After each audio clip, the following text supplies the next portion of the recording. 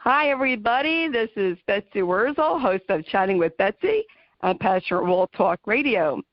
As you know, I am doing an advocacy series, and I have a very special guest with me today, a fellow New Jersey gal. And I met Penny Patnaude a couple of weeks ago, and, I had to help out a fellow Jersey gal. Penny is an advocate. She is involved in many things, which I'm going to let Penny talk about. And I saw that Penny also wrote a book, Caregiver Mantra Meditations, available on Amazon. Now, I would suggest that because I am a former caregiver, and I can tell you what, you need some serious mantra meditations. I want to welcome my guest, Penny Patnaude. Hi, Penny. Hey, Betsy, thank you so much for having me on. I appreciate it. Oh, you're welcome. Thanks for being my guest. Besides being an author, can you tell us about yourself? Because there's a lot to tell. There is a lot to tell. All right. So, since we have some time, I'll give you my story. Are you up for my story? Sure. As I say, speak your truth. And here's my truth. I was born into caregiving, other than the fact that I was born a woman. And there are men caregivers out there, few and far between, and we say, you know what, kudos to them for stepping up. But I was kind of born into the role, Betsy. My mom and Dad were one of the younger couples growing up back in the day in the neighborhood, and they had their own home, and most of the neighbors were elderly that lived in houses.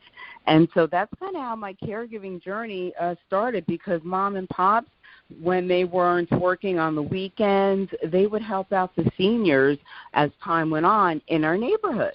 And as a little girl growing up at age 5 or so, I would have to, take a quarter and run down and get Mrs. So-and-so a quart of milk from the store because she's out. And it started off that way. And, I grew up, went on into the entertainment world, had a fascinating time there. And as time went on, my parents got divorced. My mom got older. And, we're going to fast forward into about the third part of my life, where my mom started not being the person that she once was. And I say that meaning that, you get the phone calls in the middle of the night saying strange things. Someone's in my home or someone's outside the window. You go down and check on her, and you see the mail's piling up. And while other people were in denial, I said, hey, something's not right. And my life took a major turn when I became a caregiver for my mom. Yes, and that does happen. I like that you said that you were not in denial, but other people were, and that is very common, isn't it? It really, it really is, and I understand that, to go a little bit further, I take care of my mom. Thankfully my husband was here and relieved me when he came home from work, and from being a caregiver for over a decade. And when my mom first moved in with us, we weren't thinking Alzheimer's or dementia. We were just thinking, my mom was, being my mom, but a little bit more out there. Maybe she was trying to stay young and hip because she was a very cool lady. And, people actually, I had a neighbor that started to call and say, hey, you know what, there's like a strange car over at your mother's house, and somebody went inside, and we don't know, who this person is, because it was that type of a neighborhood. And that's when the bells went off where, okay, she can't be there by herself anymore. And at this point in time, I guess my mom is about 80s. but no one ever diagnosed her. It wasn't until my mom was in middle stages, and I'll say middle stages, of Alzheimer's before she even got a diagnosis. So after caring for my mom for a decade, I decided to become a certified dementia practitioner. I opened up my business called Caregiver Strategist, LLC, and I'm also a certified Alzheimer's disease and dementia care trainer. And that was just the beginning of my business about 2 years after my mom passed. I said to myself, I can't believe what we've endured over the decade. I can't believe that there are other people out there dealing with things that we dealt with. Now, when you're a caregiver, you don't really have time to sit down and do research.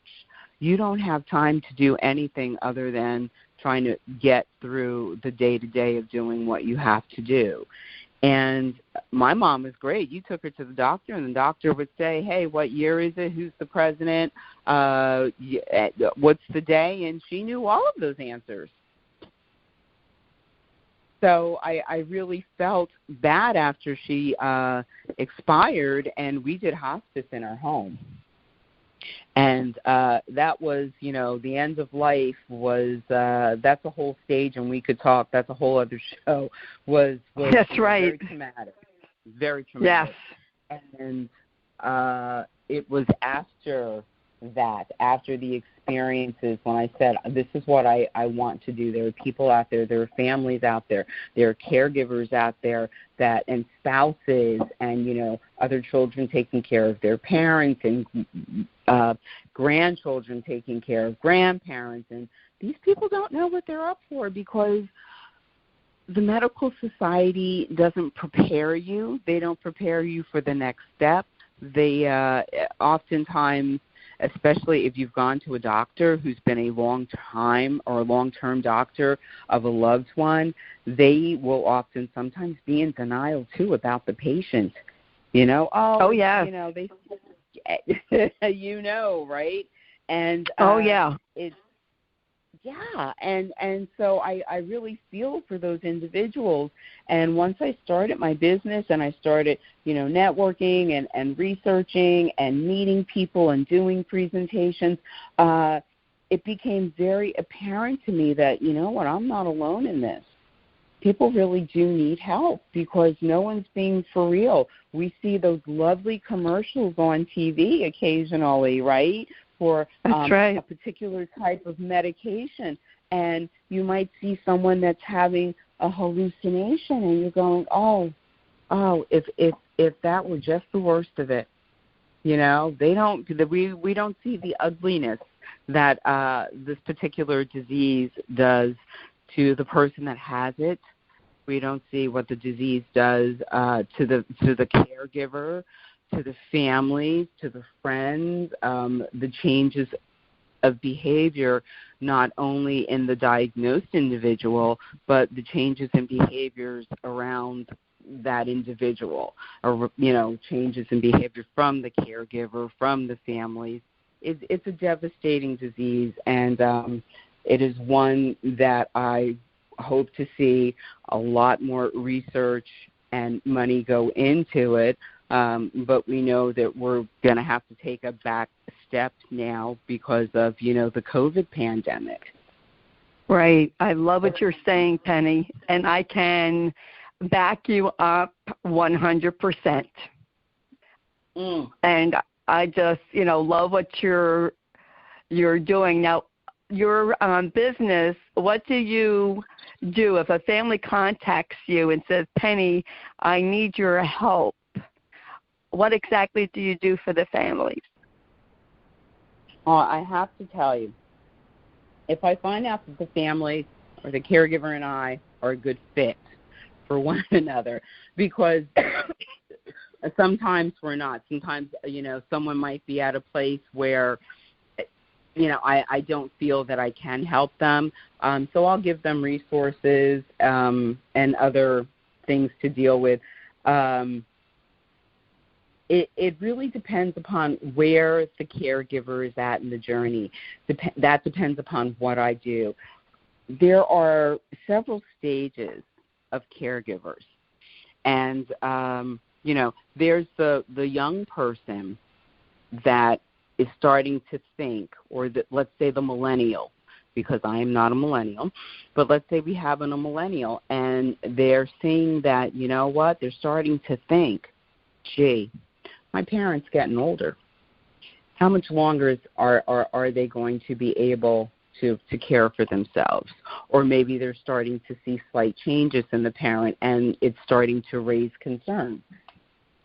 So you have that individual. So that person comes in, and they really have no knowledge of anything. They're just thinking about, I might be in this position one day. How am I going to handle it? And we're seeing a lot of that now with COVID-19. Some people have lost their jobs, and they're moving back in with their parents who are elderly, and they're starting to think about these type of things. So, one of the things that you want to do is to sit down, and now is the perfect time to have that conversation with your loved one about resources. Now, parents aren't going to give you the exact amount of, or tell you all of their financial information. I mean, that's being very invasive of one's privacy. But an individual at this stage might at least say, you know what, do you work with a financial planner? Is there a will? Have we thought about that? Or maybe start off the conversation saying, you know what, with this COVID thing, I'm really concerned.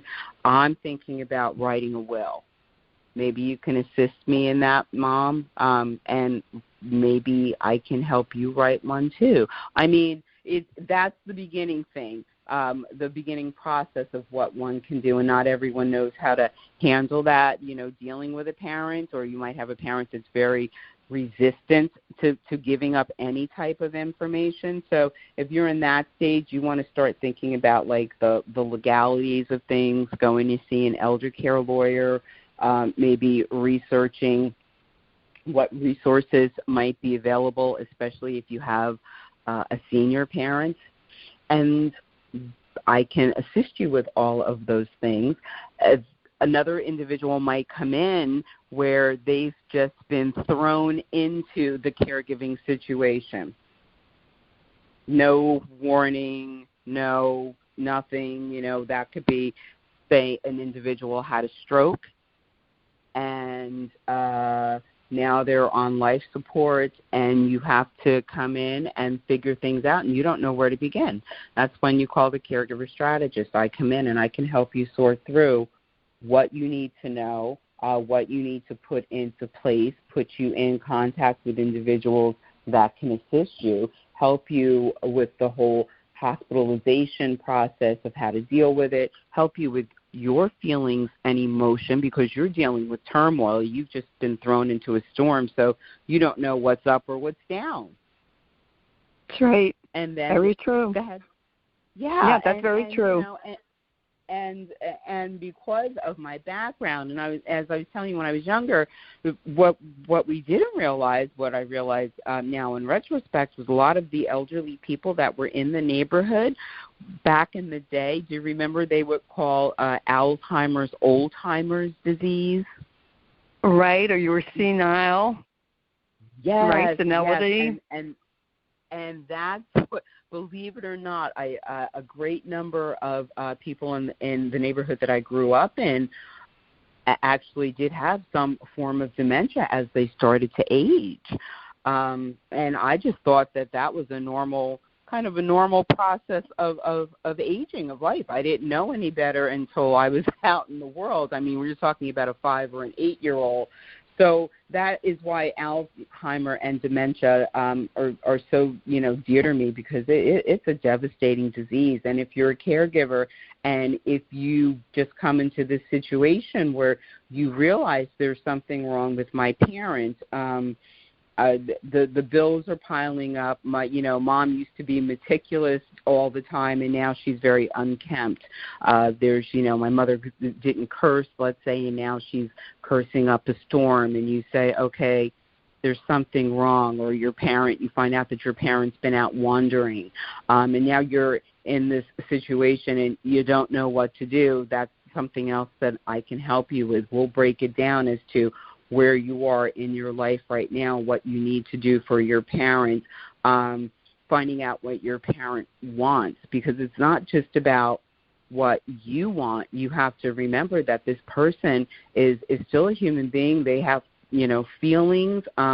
You can't just take someone and not know anything about them and just make decisions based upon what's best for you.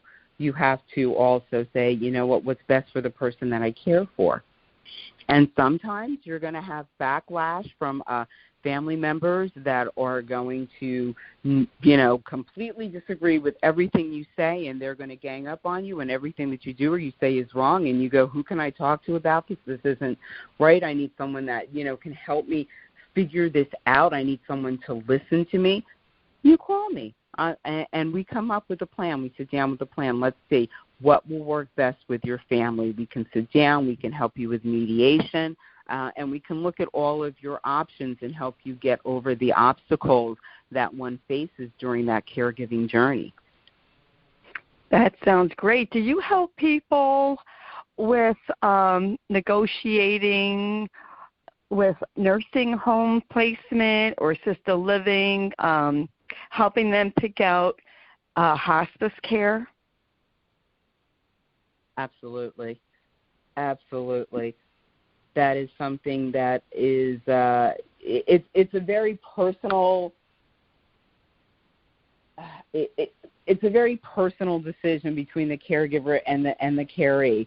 But as far as the one piece of advice that I will tell to anyone is don't tell them you're coming when we're allowed back into facilities, and you might not be able to do that once things start to open up again. They might not allow that, but I find that that's how you really can determine, I think, some of the better places.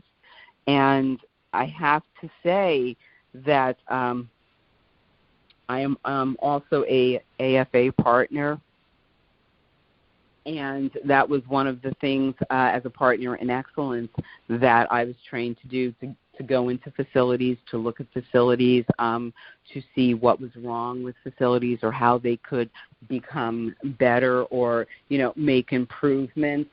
And for a caregiver, because there's such guilt when we get to the point where we need to place a loved one, it is so hard, I think, to be able to go in and see everything that is there, because there's so much emotional stuff that you're dealing with while you're looking at a place to, potentially a new residence for your loved one. And there's so many factors involved that one needs to be aware of and to look out for.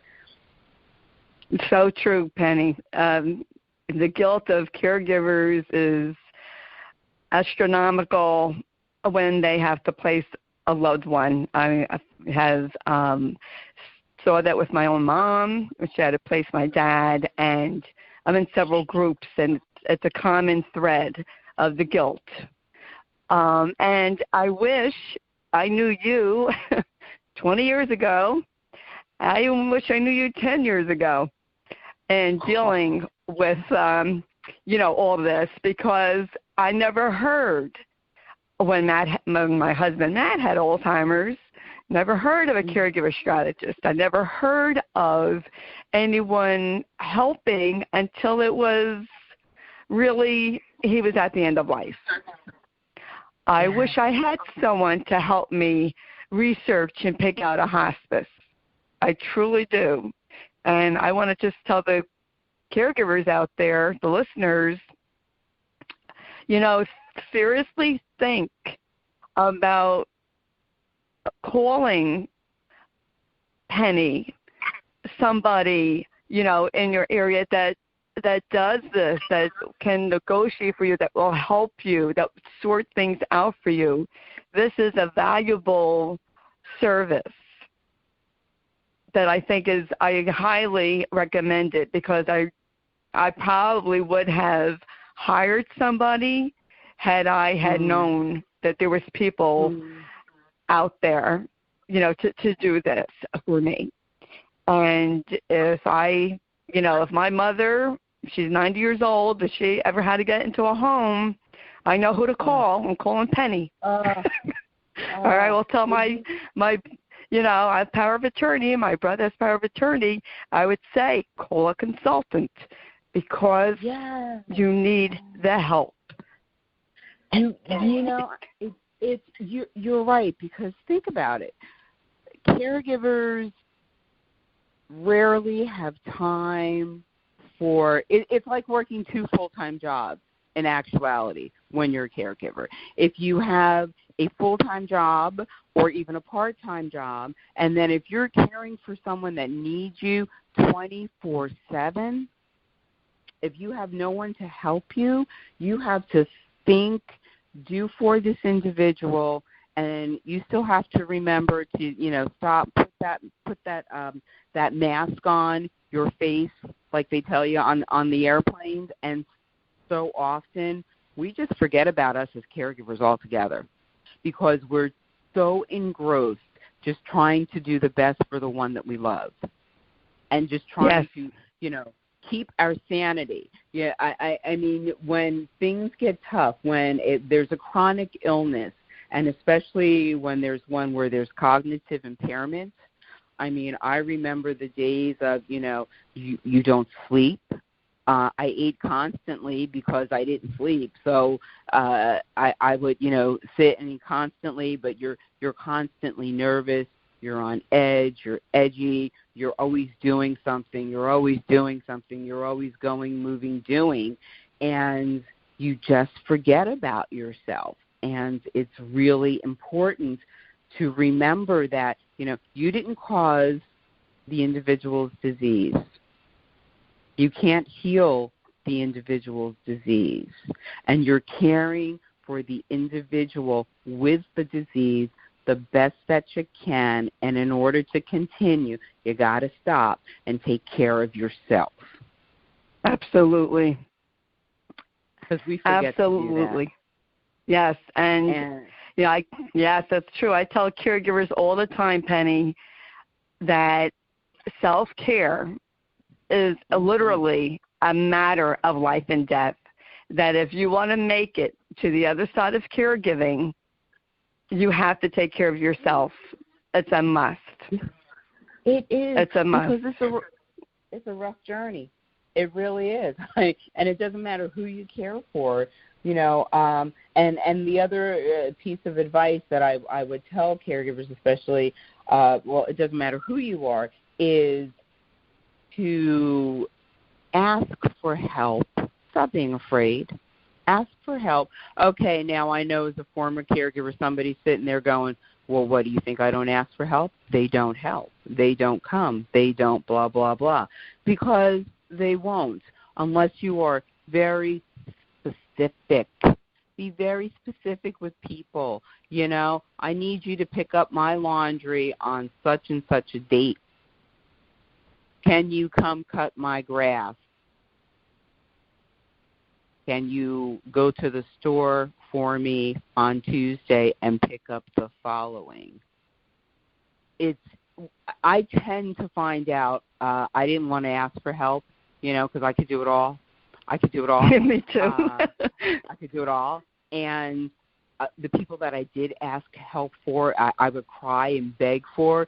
I could never get a commitment from. They were too busy. Oh, well, I'll think about it. Oh, I'll see. So those people you stop asking when you know that they're not going to be there. But for the people that are reliable, that if someone says to you, what can I do to help, be specific, even if it's just, can you just grab me a dozen eggs, and some bread, or give them a gift card, or, something so that, a small token of favor, or so they don't have to pay for it out of their pocket at some point in time.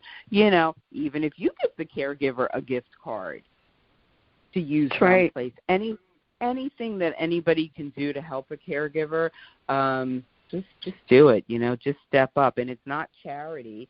And I think most caregivers would really be ever so grateful for just being thought about, because no one can be a caregiver all alone. And even when you have another support person, it can still, be difficult with the interpersonal relationships.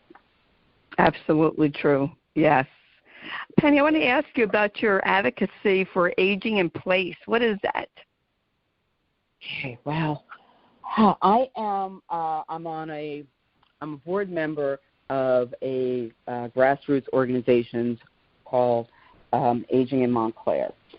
And I am an advocate for aging in place because as I get older, and I think you're going to see most seniors don't want to leave their homes. They want to stay in their homes, right? Your homes are filled with memories. Your homes may be where your kids grew up, where it might be your first home. It's a sign, to some having a home represents wealth.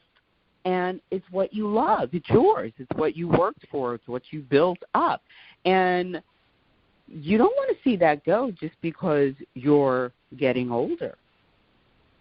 So someone came up with a concept, of nursing homes. Now, back in the day in the nursing homes, just about everybody, especially, during the 70s, just about any elderly person that I could think of, the thing would be, don't put me in a nursing home. Whatever you do, don't put me in one of those damn places.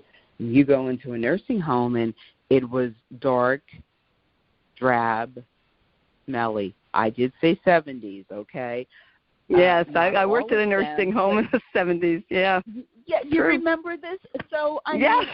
So that generation, before us, that's one place that they didn't want to go. And for a lot of them, individuals, if you didn't have a family, where did you go? You ended up in a nursing home. Well, now they're much nicer. They're more like, little residents, and there's activities, and there's, dancing and fun things to do, and the food is good, and, it's creature comforts.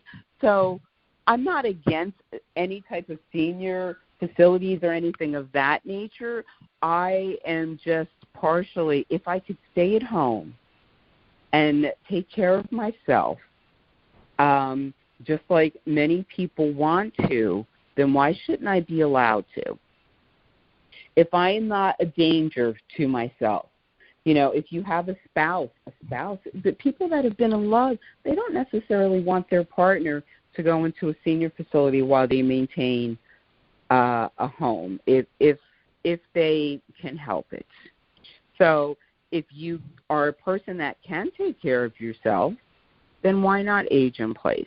There are all types of things that millennials are doing now, adding on to their homes, or, turning in the basement into a place for mom or dad. And it's a matter of, you want to talk about the average nursing home, you're looking at $10,000 a month for someone to live in some place that, I'm sorry, that's not really even average. That's okay. If you can stay at home for a lot of families, it just makes sense. Let me renovate for, $150,000, and this way my parents can come and stay with me and have their own space, and I know that they're safe. And if they need be, they can have an aide come in if it's necessary, if you can afford it. And if you have older kids, like teenagers, they can kind of keep an eye on grandma and grandpa and vice versa. And for a lot of families, this is, I think, becoming it might just become the new norm, especially after COVID. I mean, it's not a laughing matter, but I think a lot of people are really seeing some of the not nice things that potentially go down in facilities. I mean, we hear horror stories on the news. But there are some facilities that are out there. There's some great CCRCs. There's some great senior homes where, their staff members decided to move in and not have outside visitors come in. And they have been very fortunate with not having like any COVID deaths or anything. And I say kudos to those people. But there are a lot of people that just don't want to be as my mom would say, I don't want to be surrounded by a bunch of old people. Right, that's right. She wanted, she wanted to be around the grandkids, our friends, once she moved in, and so that's what we did for as long as we could. Yes, that's. My husband was young when he was diagnosed. He was 56 with early onset, and he said to me, "Please, Betsy, don't put me in a home. Do not put me in a home." And I told him, "I can't promise you that, Matt. If it gets to a point where you need more care than I could provide," then, of course, he would tell me he was going to go kill himself. But, of course, he didn't do that. And I did keep him at home. Thank God I was able to keep him at home until he had to go up to the hospice unit in the hospital. So, was glad about that I was able to keep that promise to him, but sort of, but I didn't really promise him, but to make him happy, I just said, okay, I get him aggravated. Penny, can you tell us about, I get him aggravated, right? He's going to forget in 5 minutes. Well, yeah, and you know what? That's the one big thing that I will tell people, especially if you have a loved one with dementia. I mean, we know that the behaviors can go off the charts, right? Especially if you have to deal with sundowning or sundowning syndrome. So, and that was one of the most horrific experiences. One of the top 10, I would say, in my life that I had ever dealt with, because no one prepared me for when that hit, and I didn't know what it was. But in any event, the one thing that I learned is it's much easier, much, much easier if you just go into the individual's reality.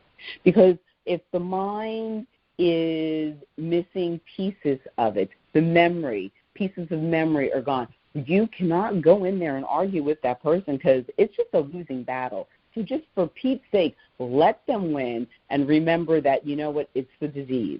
It's the disease that has control of the individual's mind. So you're not going to win against the disease. There is no cure for it. So don't argue with that person. Just go into their reality and be okay with doing that. You'll just make your life a little bit easier. Absolutely, and this is why, I say, Penny, education. Caregivers, even if you're not a caregiver, start educating yourself about Alzheimer's, other dementias, what to do if you need help, who to go to if you need help. This is so important. I can't stress it enough.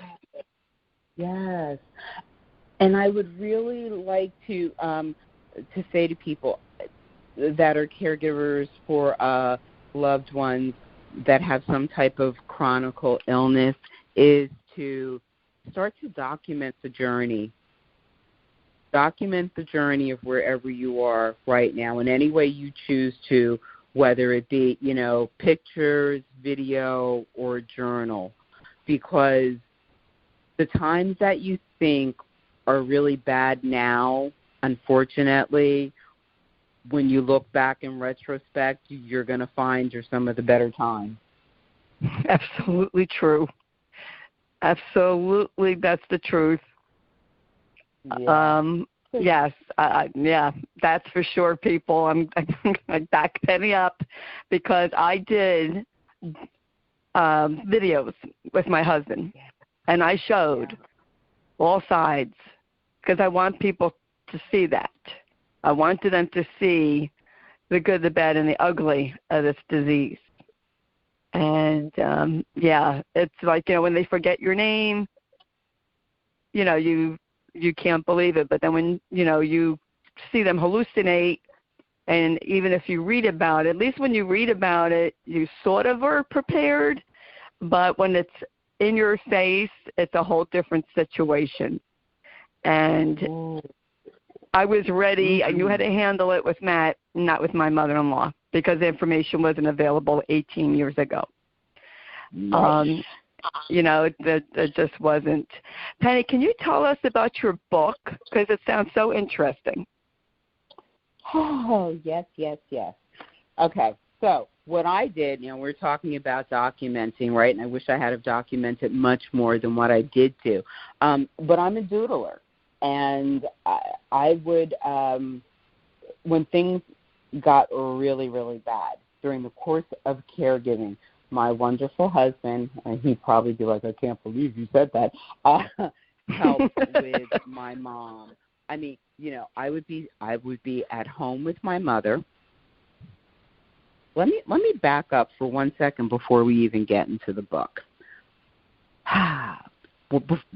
Before my mom moved in with us, I had my son, and he was about 2 years old. And prior to my having my son, I had a severe case of scoliosis during the 70s. So I underwent surgery, body cast, 9 months.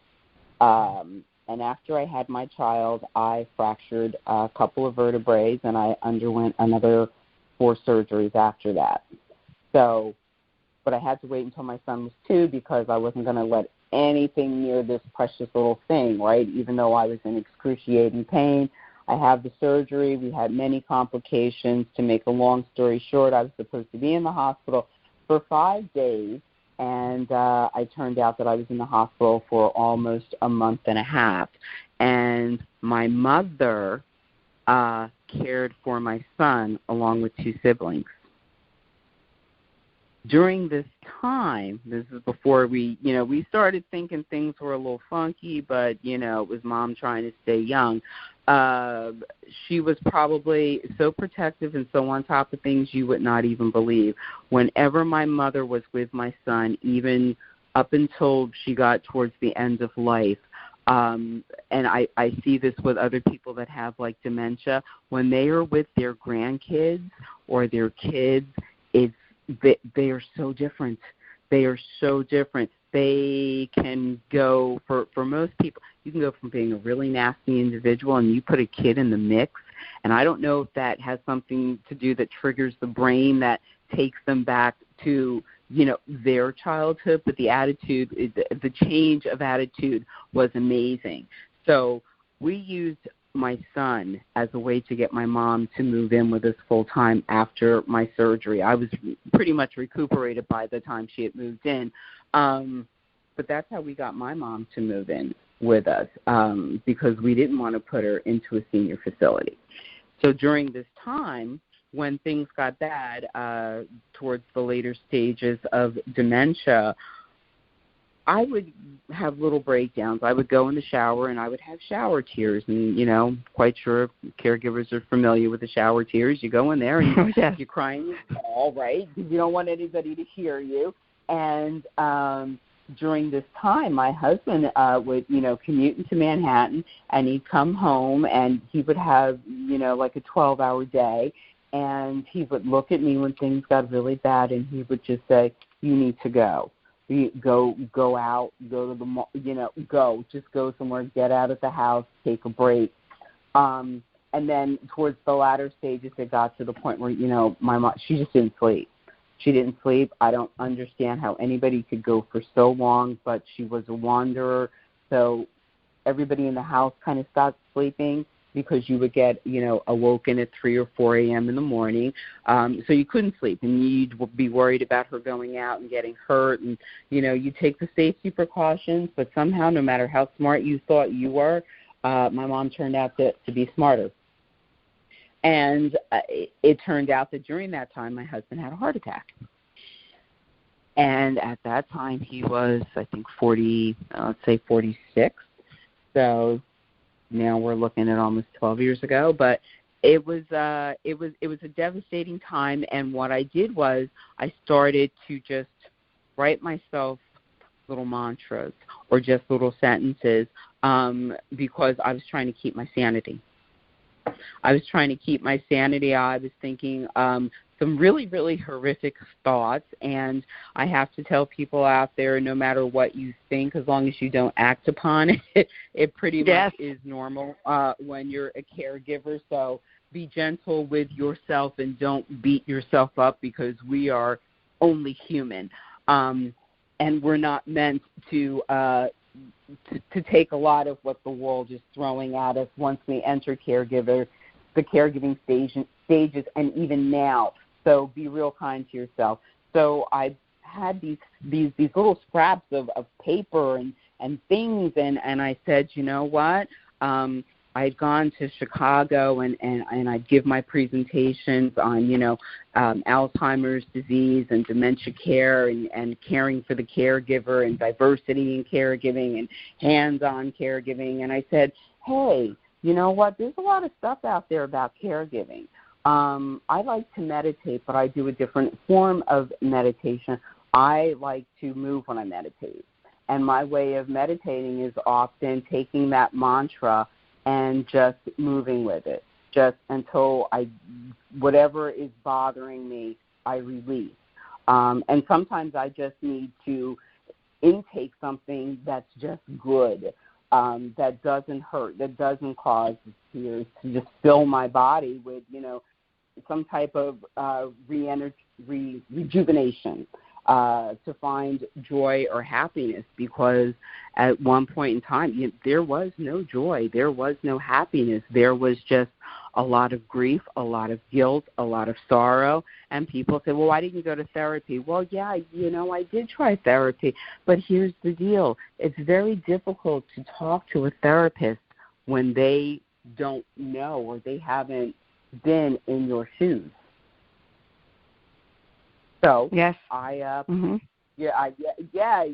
like, no, well, I'm glad you're here. Okay, well, you know what?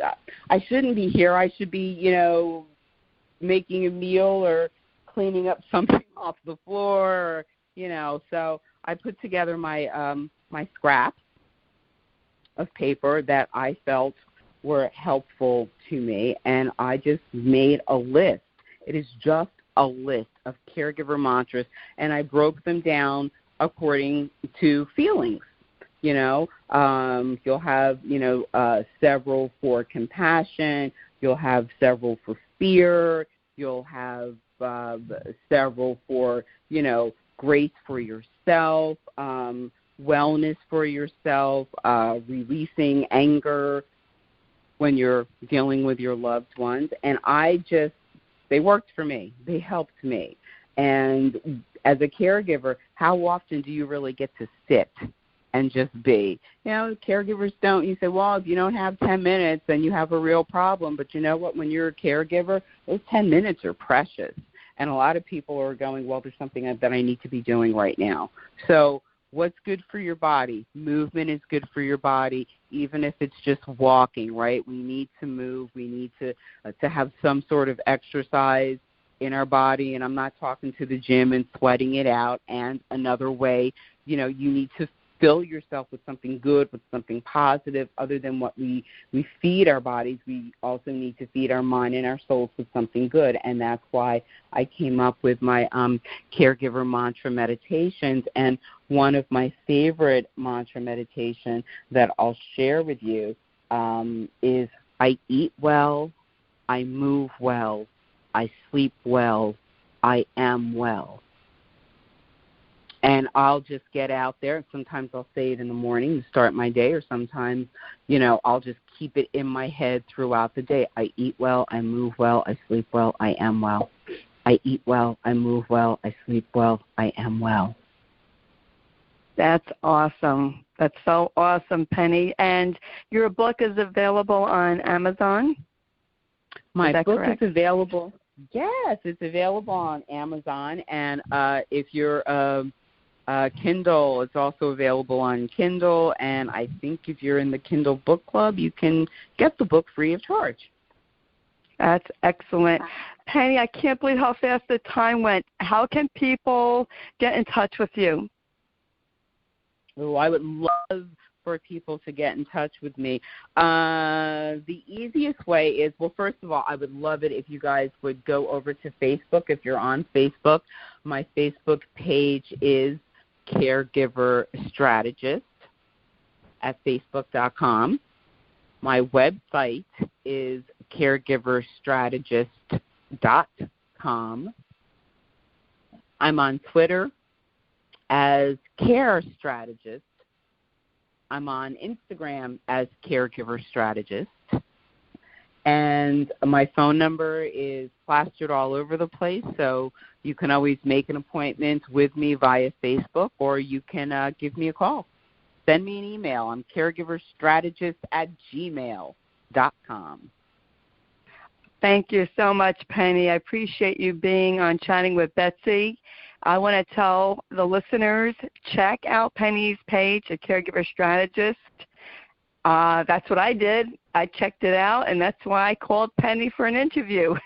I loved her page. I liked what she's doing. I think it's fantastic. And thanks a lot, Penny. I appreciate what you're doing, your advocacy, and you're just awesome.